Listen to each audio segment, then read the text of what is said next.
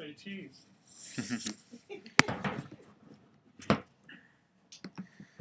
Okay, it's Saturday night. You're out with some of your friends you haven't seen in a while. You're having a good time, drinking, playing some pool, and for some reason you decide where you're at is boring and you want to leave. So you decide to drive yourself somewhere else. And while that might not be the right decision, it's not that uncommon. I feel that if the state of Kansas would make stricter DUI laws, it would better deter people from making these decisions. In this speech, I will talk about what is wrong with our DUI laws, how I feel they should be fixed, and the advantages of that versus what we have now. In 2007, according to DUI/USA.drunkdriving.org, in Kansas alone, there was 12,080 people arrested for drunk driving related crimes.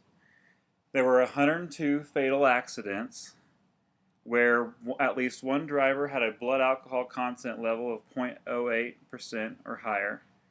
And in those 102 car wrecks, 110 people were killed.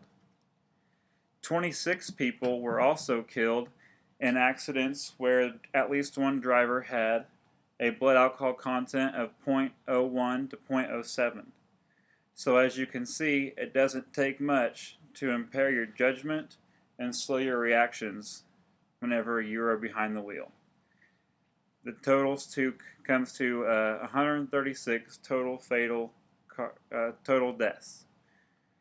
According to KSDOT.org, the state of Kansas DUI laws allow for 5 possible incidents for where you're convicted of DUI.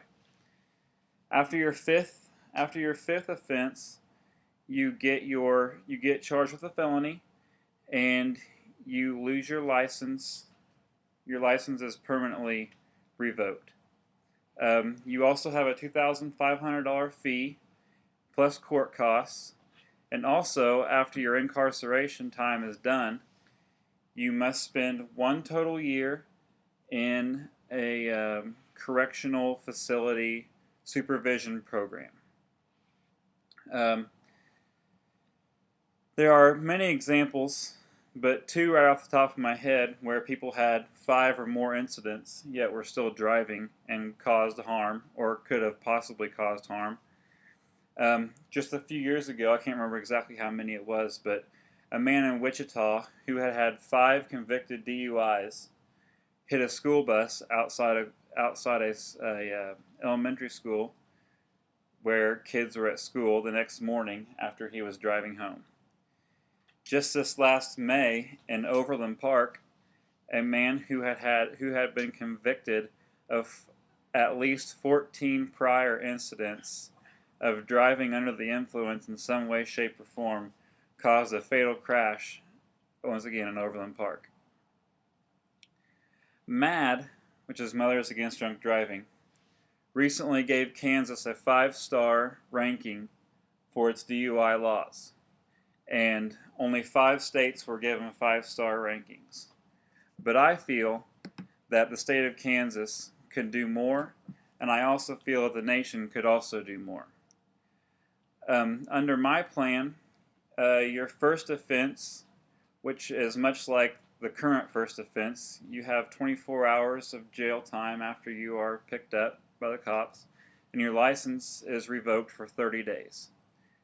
Your second offense, you have 30 days in jail and 1 year license revoked. Your third and final offense under my plan, you have 1 year in jail and your license is revoked indefinitely.